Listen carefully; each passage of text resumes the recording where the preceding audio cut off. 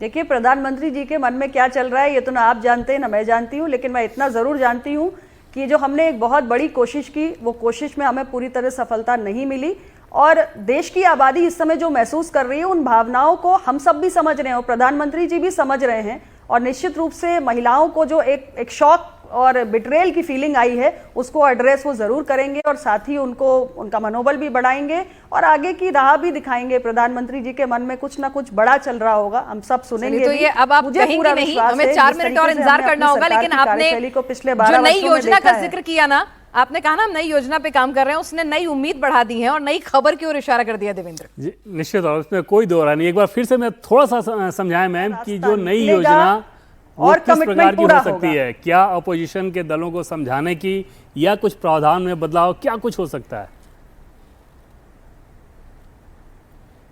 बहुत कुछ हो सकता है, बहुत कुछ किया जा सकता है। अभी तो हमारे ऑपोजिशन के जितने साथी हैं, उन्होंने जिस तरीके से महिलाओं को निराश करने में एक महत्वपूर्ण भूमिका अदा की है, उनका जो ये रुख है और जो उनका ये स्टैंड है, वो देश के आम नागरिक को पहुंचाना जरूरी है। क्योंकि जो भी देश का आम नागरिक लोकतंत्र में विश्वास रखता है, भारत के दुनिया के सबसे बड़े लोकतंत्र होने पर जिसको भी गर्व है, और एक बहुत बड़ा वर्ग है जो चाहता है कि देश के लोकतंत्र को मजबूत करने के लिए महिलाओं की भागीदारी सुनिश्चित हो। आज सभी चिंतित हैं, सभी की ये चिंता है कि भाई कैसे ये काम पूरा होगा।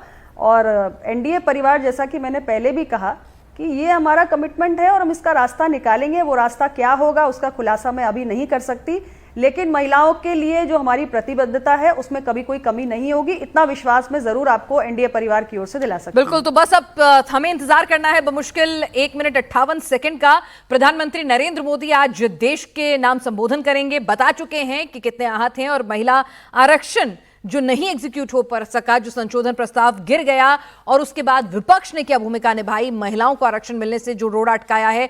और जिस तरह से अनुप्रिया पटेल भी कह रही है, एक नई योजना है और अभी भी हिम्मत नहीं हारनी है, उम्मीदें अभी कायम हैं और 2029 की डेडलाइन मीट भी हो सकती है। और क्या कुछ ऐसा सुनने को मिलेगा, क्या उस रास्ते की दिशा और दशा आज प्रधानमंत्री के संबोधन में होगी? नहीं, आज तो निश्चित तौर पे पीएम सिर्फ इंडिकेट कर सकते हैं, पूरी प्लानिंग नहीं बताएंगे। अनुप्रिया पटेल जी भी नहीं बता रही है, लेकिन अनुप्रिया पटेल जी से इतना समझा जा सकता है कि क्या आप लोगों को बता दिया गया है कि हाँ हमारी अगली प्लानिंग ये होगी। कल जो एनडीए फ्लोर लीडर्स की मीटिंग थी उसमें ये बता दिया गया है और अनुप्रिया पटेल अब ये भरोसा देश की महिलाओं को दे रही हैं कि 2029 में संसद में और विधानमंडल में 33% महिलाओं को आरक्षण देने की व्यवस्था जरूर की जाएगी।